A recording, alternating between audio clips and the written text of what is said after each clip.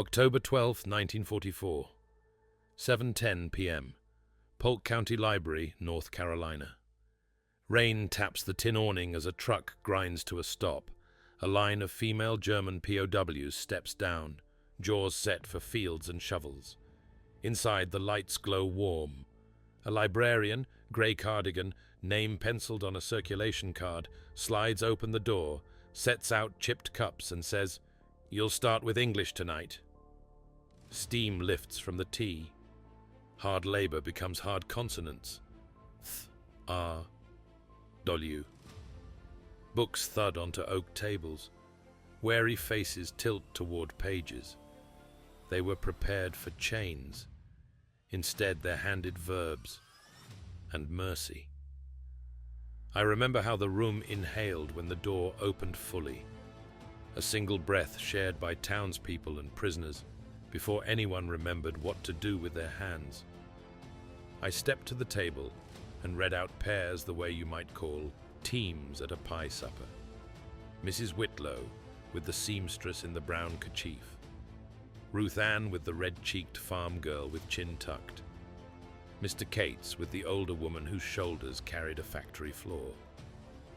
The guard settled beside the radiator while the kettle began its low patient song. We passed chipped cups, added lemon where there was no sugar, and wrote the evening's first lesson on the slate. The alphabet, printed wide enough that even the shyest could trace it with a finger. Hospitality met grammar at the threshold, and together they negotiated an armistice none of us imagined that morning. I chalked A and heard chairs scrape as the pairs leaned close.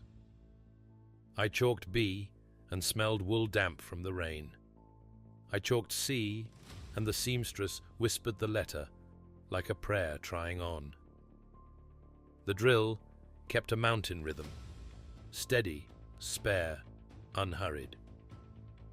When we reached the thicket of consonants, I showed my tongue behind my teeth and said thy, and a dozen careful mouths tested a sound their language handled differently. Air moved over the tables as if we had all leaned out a window together. Ruth Ann laughed softly at her partner's theatrical R, then apologized, and the apology turned into a true R, rounder than the first and suddenly owned. Between lines, we refilled the kettle and traded small barter. A new pencil for the farm girl's apple cake recipe, written haltingly on a returned book slip. A longer eraser in exchange for the older woman's trick for loosening a stuck zipper. I kept attendance on cards lifted from a retired shelf, and each name I sounded out with its owner, until we agreed on a spelling that honored her and served our role. The guard relaxed when he realized he was not needed. The room was obeying something gentler. Attention paid, respect offered, sound shaped and handed back. Expectation that America would answer with chains met reality in a library where heat pipes clicked and windows rattled and nobody raised a voice. We moved from letters to the smallest of bridges, is, are, am. I wrote I am and tapped my chest, then you are, and offered a palm toward the seamstress, then she is, and the gee. Room, pleased by the grammar of recognition, tried the pattern on each pair in turn. A miracle slipped past anyone outside. We were saying who we were without uniforms doing the talking. By the time the clock's hand climbed another notch, chalk dust had settled into our cuffs. Tea rings had bloomed on blotters, and the first truth of the night had been learned on both sides of the tables. Work could remain hard without being cruel, and language, even at its simplest, could shoulder a load meant for fists. I keep the card in the top drawer where the paperclips live, its edges softened by thumbs, the graphite line running neat as a fence. Started with the and R, very brave. I wrote it between kettle refills, pressing the point carefully so it would not gouge the paper, because what happened at those tables wanted witness without fanfare. The note is nothing to anyone who has never taught a sound, but to me it records the moment fear and pride met at the mouth and tried to share a seat.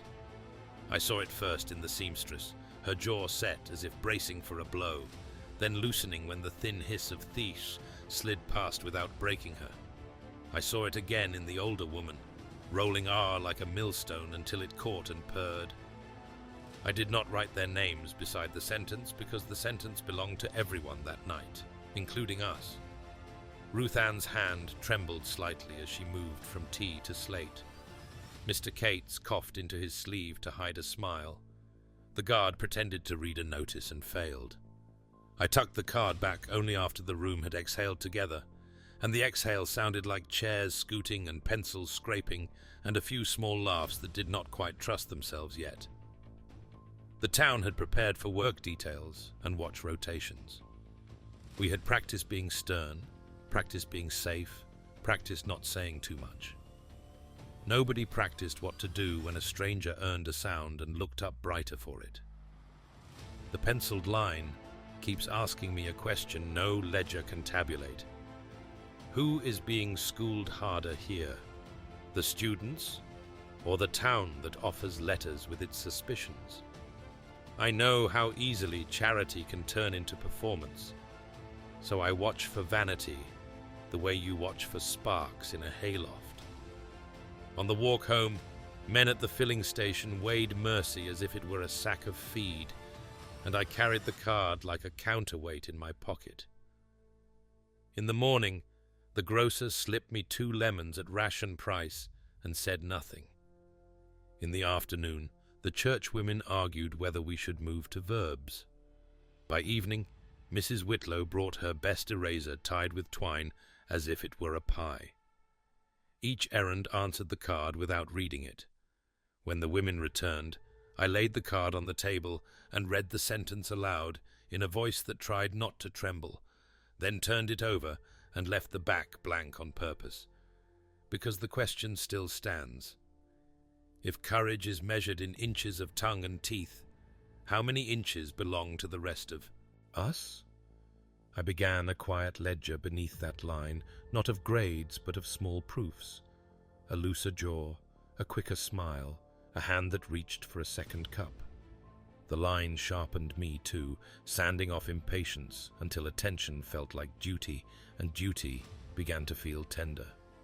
The ledger card sits small on my desk, and yet around it the county stretches like a map of want. Gasoline arriving in dribbles, thread scarce as patience, coffee a rumor traded after church from hand to hand. We lined our windows with blackout curtains stitched from old flour sacks, taped X's across glass so the shards would behave if the worst came, and learned the sound of distant freight as intimately as hymns. Coal eastbound, timber westbound, troops always in between. Our mountains sluicing the nation's war like a narrow throat. Still, on the shelf nearest the stove, we kept a dented kettle polished by use, and beside it a crate of textbooks salvaged from a closed school, dog-eared and underlined by children who now wrote to fathers in Europe and uncles in the Pacific. In the mornings, the butcher weighed fat with a priest's gravity, and in the evenings I measured tea leaves, like a jeweler counting stones, because hospitality had been promoted to strategy, and strategy to identity. This is who we mean to be, even when the coupons run out.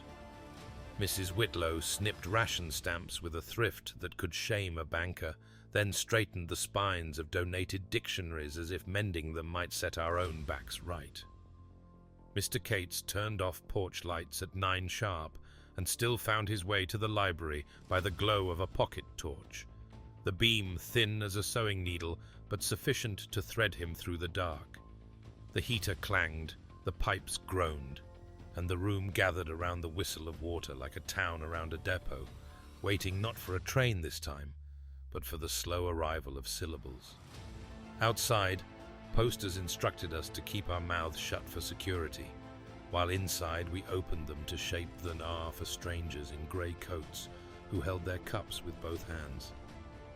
The war machine rumbled past in boxcars and headlines, vast and indifferent, but our rebellion was measured in the diameter of cups and the thickness of steam, in the way a volunteer set a saucer with 2 fingers to keep it from clattering, in the way the guard, more careful than he knew, rested his rifle against the radiator to warm the metal so it would not sting his palm.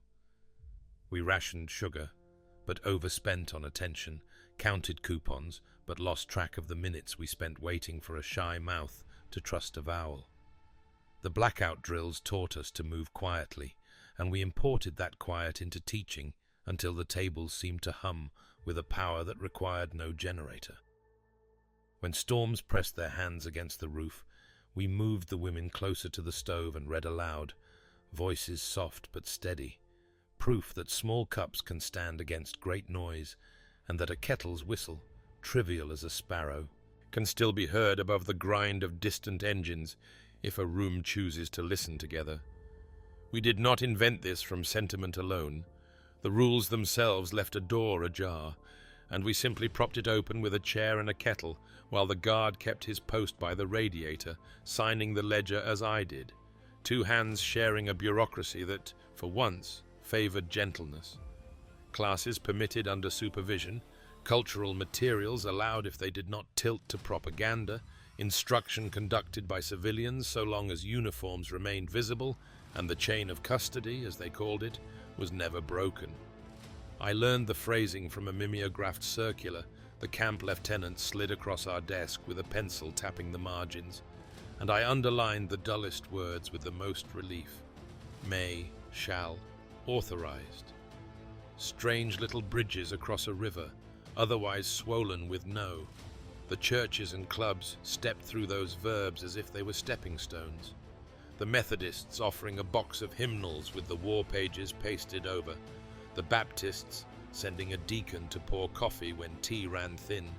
The Ladies' Aid stitching cloth covers for dictionaries so the cracked spines would not discourage new readers.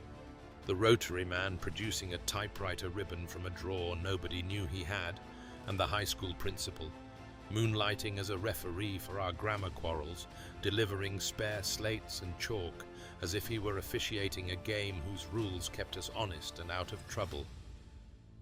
Everything happened within sight of the sergeant, who never sat but learned to lean, his shoulder finding the same spot on the door jamb each night, and when he shifted, you could hear the wood remember him, a small sound of continuity that reassured even those who distrusted the whole enterprise. Nothing escaped the paperwork the lieutenant loved, sign-in sheets, counts, initials in the right corner, but he found no offense in the shape of a vowel, and privately admitted he trusted tables more when pencils were busy above them. When questions came from town, was this allowed? Was this wise? Was this soft? I could answer without manufacturing virtue, pointing to the language that governed even our kindness. Supervised instruction, humane occupation, constructive use of hours. Phrasing as dull as a cloudy noon, and just as necessary to keep the glare of argument down. More than once I watched skepticism bend its head over a clause and come up merely cautious instead of hostile, which was victory enough to keep the kettle on. The women understood the boundary as clearly as we did, glancing at the doorway where a boot shifted or a throat cleared, and they learned a second ritual alongside the letters, pausing when the guard took a step, continuing when he settled. A choreography that made the room safe, not by forgetting the war, but by acknowledging it and then working anyway.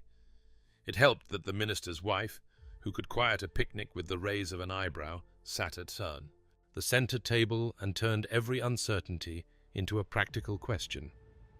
How many cups? What time tomorrow can we borrow your lamp? And because the answers were countable, the doubts dwindled. Within that frame, narrow and watchful, we found enough room for a pronoun to belong to someone, for a verb to lift its head, for a mouth to risk a new sound without fearing it would be mistaken for defiance.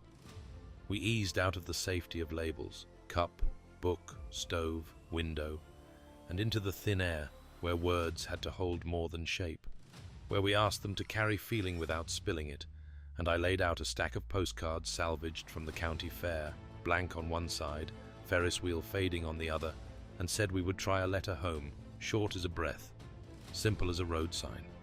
No boasting, no politics, No promises we could not keep. Just the kind of truth a mouth can stand to say. The room shifted like a wagon finding a rut, uncertain but moving, and pencils hovered above the first line as if ink might burn. We started together. Dear. And I wrote it on the slate and let the vowels unspool from us. Then a name, any name that lived in a heart. And we stalled there, not because the sounds were hard, but because every letter was a door, and you could hear the hinges complain. The seamstress tested mutter against mother under her breath, the way you test a bridge board with your toe, and her lips thinned to a seam when the new word asked her to come across without a hand to hold. So I said we could borrow the German where needed, that a letter's first duty was to tell the truth of who was speaking, not to please a dictionary. And still the pencil did not move. The kettle popped and settled. The guard cleared his throat for the first time that hour. Mr. Cates shifted his chair to break the spell, and the spell only deepened until silence pressed against our ears like altitude, a little pain that lets you know where you are. Finally, Ruth Ann touched her partner's wrist and traced mother in the air with her finger, not on the page, but hovering just above it as though she were blessing a place before stepping into it.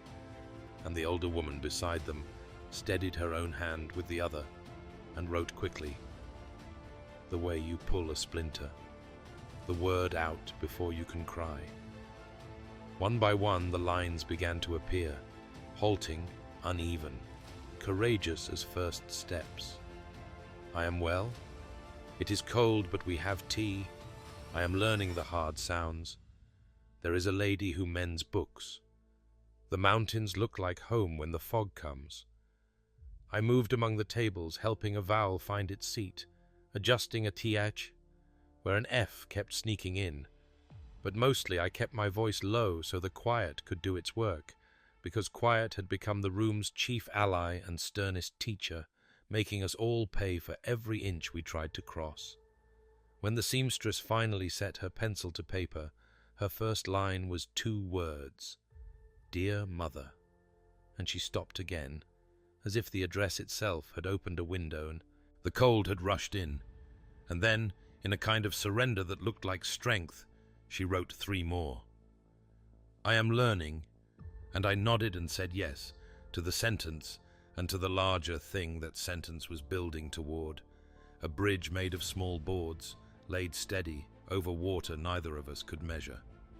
By the time we put the cards in a stack to be checked for the rules, the silence had softened from iron to wool, not because grief had gone, but because we had given it a place to sit that was not the throat.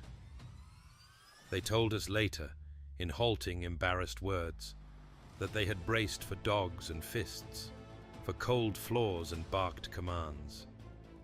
We had braced just as privately for sabotage, hard eyes, and rules mocked to our faces. Yet night after night, the room kept sanding those edges until the shape left behind surprised all of us, despite everything we had assumed. Our reserve did most of the work at first, like water wearing stone. We kept our voices low, our promises small, the kettle steady, and they learned that predictability is shelter. They flinched when a chair scraped, and then they did not. They watched the guard's hands, and then they watched the chalk instead. They held their cups like shields and then like cups. I caught myself revising my own story, the one where principle stands bristling and alone. It turned out principle sits better than it stands, and that methodical kindness is not the opposite of discipline, but a version that bothers to count to 10. When a new group came in, grim-mouthed, the older woman from the first night lifted her chin toward the stove and said one English word she had earned, tea. I watched the tension crack along hairline seams as steam curled up and softened concrete ideas that had been carried for years. The dissonance made a sound you could almost hear, a clatter of inherited fear meeting the hush of ordinary procedure. Outside, talk stayed hard. The filling station men drew maps in dust with the tips of their boots and said, charity was a leak in a wartime roof.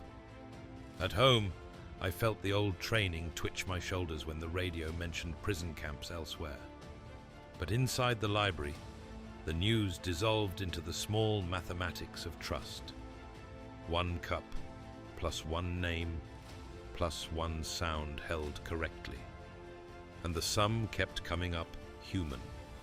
Some nights, the women tried on our customs as if testing borrowed coats, a please too bright around the edges, a thank you delivered like a salute, the way a hymn tune hummed under breath, as though music might be a neutral country. We tried on theirs too, without admitting it. The crispness with which they stacked chairs, the pride they took in small accuracies, the way they straightened each other's collars before stepping back into the dark. Every exchange pushed against both of our expectations until they felt hollow when tapped, like gourds that have been dried for rattles. The engine of the week was that hollow sound, that shake in the chest when a prejudice loses. Ballast. It powered the room more surely than the radiator, and it kept us all a little awake even after the door clicked shut. By the time I realized my shoulders were no longer braced, I also realized I had stopped waiting for them to fail a test I had not the right to set. When I walked home under the blackout curtains we called the sky, I felt the old story pad along beside me, still loyal, still useful for certain dangers, but no longer in charge. A newer one kept pace on the other side, quieter, harder to repeat to a crowd, and truer in the mouth. The same rail line that carried the women to us, groaned at dawn with coal cars and clattered by night with troop transports, its steel voice echoing off the Blue Ridge slopes like a reminder of scale, how very small our chipped cups were beside the machinery of war. The trains did not slow as they passed the camp, and when the wind was right, their whistles slipped through the rafters of the library, mingling with steam rising from our kettle. A man could stand by the tracks and watch an entire war pass in under 2 minutes. Tanks tarped on flatbeds, boxcars stenciled with cities far away, canvas-covered men drowsing beneath rifles. But in our room, an hour might be spent coaxing a single vowel into place. The contrast held us taut. I could hand a woman a dictionary older than she was, and still feel the ground quiver underfoot from an engine miles away. And that engine reminded me that elsewhere, civility was not being rationed. It was being stripped, starved, burned out. But here, under the low lights, we poured hot water over faded leaves, passed a tin of crackers with care, and corrected a consonant with the same attention one might give a wound. There was no illusion that we could stop the trains, but we could insist, with stubborn frequency, that manners mattered, even, or especially, when the world shouted otherwise. The chipped cups we used were borrowed from the church basement, mismatched and nicked, each with a hairline fracture that hadn't yet reached the lip. I counted them each night after the women left, not because I thought they would steal one, though some in town worried they might, but because those cups stood for a ceremony we had not known we needed until we saw it working. Steam rose from them like a flag too quiet to salute. The women took them in both hands at first, as if bracing for something stronger, and only later began to cradle them loosely, confident the contents would not burn. Meanwhile, out beyond the last pine trees, freights moved in darkness, bearing materials measured in tons, destinations marked in code, schedules that left no room for detours or doubt. But inside the library, a woman who had once expected boots and barked orders now paused to wipe her cup's rim with her sleeve and say, "Please," for another pour. If the war ran on fuel, this room ran on form, the repetition of asking, the offering of a seat, the correction that came with a pencil instead of a fist. I once read that locomotives prefer straight tracks and hate the soft ground of Appalachia. But we, perhaps because of our crooked roads and yielding hills, had learned to make room for something less efficient and more human. Against the roar of iron and the ash of coal, we offered the hiss of water and the scrape of chalk. And somehow, in that lopsided contest, the ledger showed gains we could not ship or shelve, but knew were real just the same. At the Sinclair station just past the courthouse, where the men gathered evenings like iron filings to a magnet, jackets stiff with sawdust and lard, knuckles branded with work, a conversation found its groove in the ruts of suspicion. "Mercy fattens the foe," said one, drawing it out like he'd practiced in the mirror. Another spat near the tire rack and muttered that teaching Germans to read was like giving a fox the key to the henhouse. Laughter cracked and echoed off the bay walls, but not everyone laughed. Mr. Cates told me later he had been there, listening from the pump, and that the silence after those remarks was longer than expected, full of men wondering whether they agreed or just hadn't yet found the words to object. I felt it at the grocer's too, in the slow way Mrs. Ellison rang me up, eyes tracing the ledger book in my satchel like it might bite. That night, I brought the thickest manila folder I had and laid it on the front table with purpose. Inside, camp permissions, county sign-offs, Geneva excerpts underlined in red.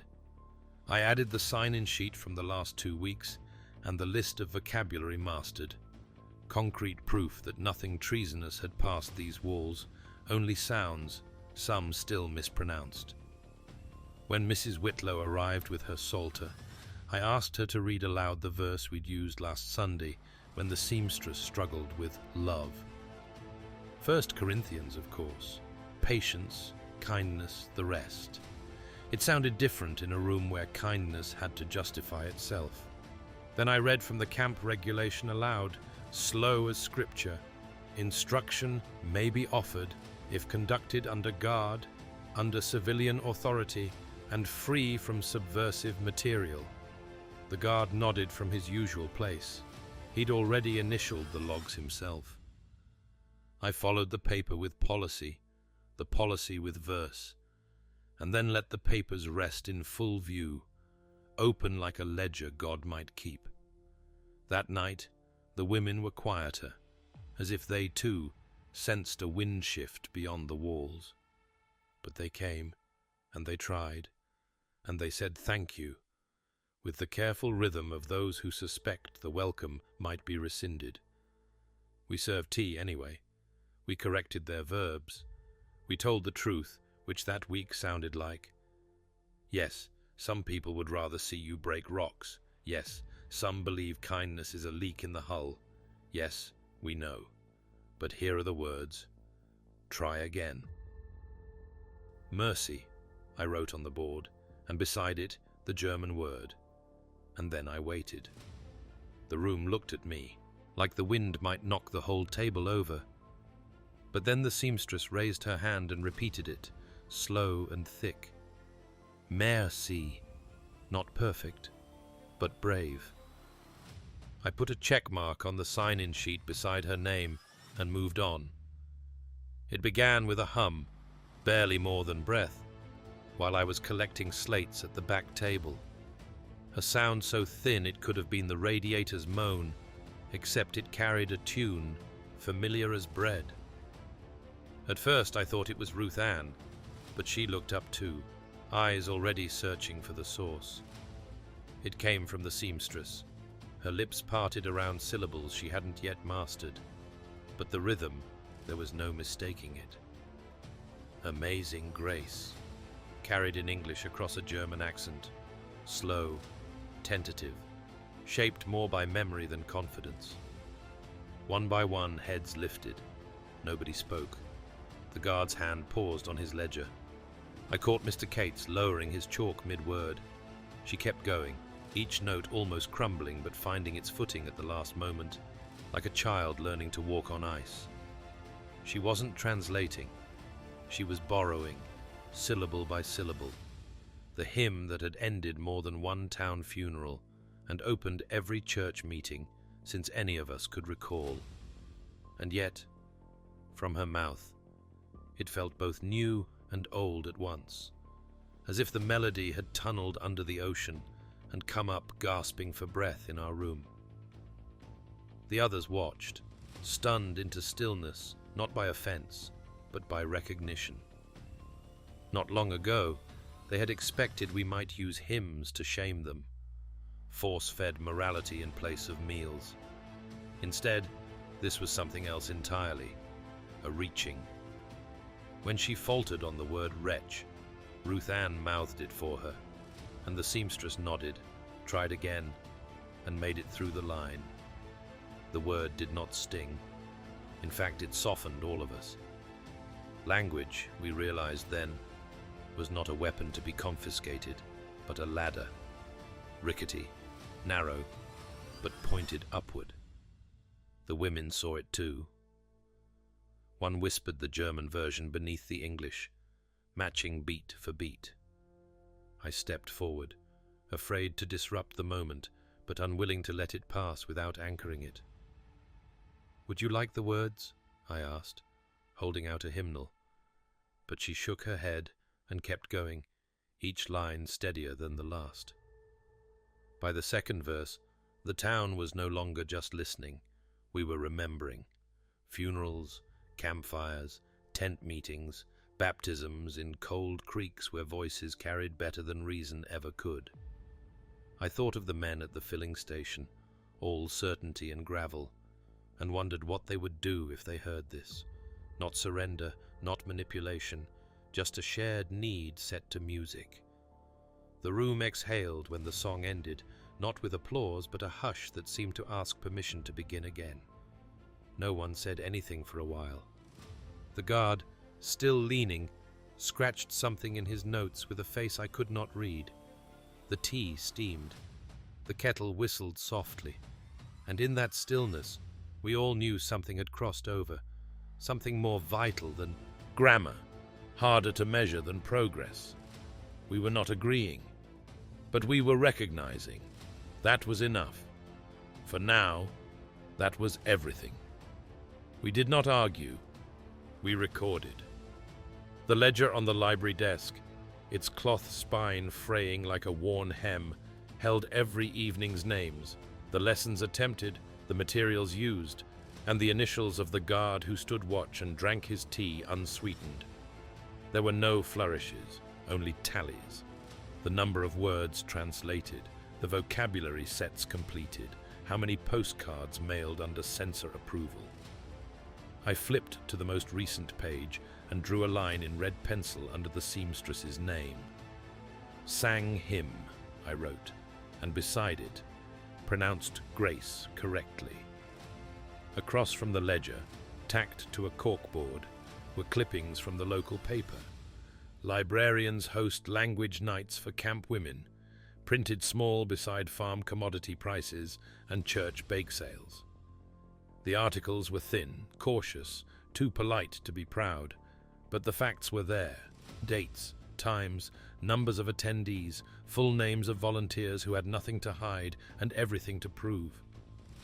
I saved a note from the camp chaplain too, typed on a royal machine with sticky keys, its ribbon half spent. "I have observed a softening in attitude, incidents reduced, tone improved, recommend continuation." I kept that one tucked behind the desk calendar, but I read it often. Mr. Cates brought in a box of returned workbooks from the high school. He'd marked the inside covers with initials to show they were now being reused under a different kind of test. We documented this transformation the way the army documented rations. Not for flourish, but for audit. When opposition rose, as it still did at the barber shop and post office, we didn't counter with sentiment. We opened the folder. We showed the signed regulations, the Geneva clauses highlighted in yellow, the list of books approved by both church board and county review. We held up the hymnal the seamstress had borrowed. Pages dog-eared, margins penciled with English synonyms beside German lines. I made a new column in the ledger, notable effort, and began tracking moments that had no score but changed the room anyway. One evening, a woman drew a picture of her village on the back of a word list. Another time, a volunteer left her husband's war letter out by mistake, and instead of stealing it, the POW returned it folded with a single line underlined, "If we can be good, let us be good." We added that to the board, too. Evidence began to pile like cordwood, dense, ordinary, flammable if twisted, but warm when kept whole. The room became its own kind of archive, every chipped cup another footnote, every mispronounced word a new citation in the argument that decency, sustained and written down, could hold its ground even against louder things. By the 10th week, we no longer whispered about whether this mattered. We had proof. Not a verdict, not a slogan, but pages enough to stand on, even if the ground shook. It was a Tuesday near the end of the month, the kind of evening when the wind spoke in rafters and the kettle needed refilling twice to keep spirits up. I remember it because Ruth Ann stood very still, her hand resting on the edge of the table where her student, a quiet woman named Ilsa, who had finally begun using English names for the days of the week, was sounding out a sentence that had no direct bearing on the lesson. "I was child with a red scarf," she said, slow but sure, and Ruth Ann, who usually corrected gently, didn't. She just looked at her. I saw something settle across Ruth Ann's face then, like a weight, arriving not all at once but in increments. And later, when we were stacking chairs, she told me what it was. "It isn't charity," she said. "It's not forgiveness either." I waited. She had her hands tucked into the sleeves of her cardigan, like she did when the truth felt large. "It's what we say we are," she continued, voice low. "This whole room, these books, that kettle, that's the country, isn't it? Not the one in posters, the one we claim to be when no one's watching." I didn't answer, because I felt the ground move a little under my shoes. We had come into this expecting to extend mercy like a favor, a loan against conscience or Christian duty. But what we'd built was no longer a handout. It was a statement. Every word we offered, every correction given and received without shame, every time we handed over a pencil instead of suspicion, we were staking a flag, not against an enemy, but for ourselves. Not perfection, just proof of concept. We didn't let the women speak propaganda, but we taught them to say, "I am," and "I was," and "I hope." And those verbs, unadorned, made more sense to me than any speech I'd ever heard on a courthouse step. I thought of the ledger again, of the tallies and the hymn lines and the returned postcards signed simply with initials and rain-streaked stamps. Not one of them said freedom outright, but every one of them asked for it in another way. The contradiction sat bare and luminous. We were teaching literacy under armed guard, offering grace with ration stamps, asserting a moral identity while trains nearby carried men to war. But in that contradiction, we found clarity. Not that we were flawless, but that we were trying deliberately against gravity and resentment to live up to the language we claimed as ours. And language, as I had learned from these nights, does not lie easily. You must work for it, earn its shapes, hold it with both hands until it softens. I looked at Ruth Ann, who was adjusting the hem of a torn workbook cover, and saw in her not a volunteer, but a citizen practicing what that meant, by example, not declaration. And it was then I understood. What we were doing in that room was not a kindness. It was a defense, a quiet, daily act of patriotism spelled out one syllable at a time. It began to show in places we hadn't expected, like cracks running in reverse, closing instead of widening. At the camp gate, the guards no longer gripped their rifles as tight. The women stepped down from trucks with fewer glances over their shoulders. The count went faster. The paperwork matched without incident. One sergeant told me, not without irony, that the detail crews finished wood stacking 20 minutes early 3 days in a row, and with their boots laced this time. It wasn't discipline alone. It was a shift in tone. The women had begun asking questions in English before being told. Where should we start? How long do we have? Simple things, but volunteered freely. And the letters, those told the truth loudest. The censor reports, dry as cornmeal, noted a change. Fewer coded phrases, fewer idealized phrases about life in camp, fewer invocations of glory or furor or fatherland. Instead, we read old books. I am learning to spell stove. There is a girl here who is kind to me. One letter ended with, I wish I could write more clearly. And the censor, a school teacher on weekdays, wrote, approved, in blue ink, and underlined it twice, not because the words were polished, but because they were plain. Honesty, we discovered, was a teachable trait, but only once shame had loosened its grip. Even the guards noticed. One remarked to the camp chaplain that the women were less slippery with the truth, as if truth had become a substance that might be held without gloves. Back in the town, something shifted too. Volunteers who had once come out of obligation began arriving early. Tea was donated without being asked. One afternoon, Mr. Cates left a parcel at the library door. 10 fresh notebooks tied with string. No note, just his name penciled on the wrapping. Ruth Ann told me a churchwoman who'd sworn it was all a waste had begun practicing English pronunciation so she could better model vowels. Even the filling station quieted down. The grumbling didn't disappear, but it lost its volume. Respect had entered the room like a draft and refused to leave. The lesson plan expanded, past grammar, into things like writing thank you notes or describing weather. One woman wrote, "Today is fog, tomorrow is maybe rain. I don't mind. I have words now." That was the shift. What started as policy compliance, as Geneva justified civility, had rippled outward into something none of us could quite name, but all of us recognized. Mutual regard. Not agreement, not friendship, not yet, but a slower temper, a quicker courtesy, a trust earned syllable by syllable.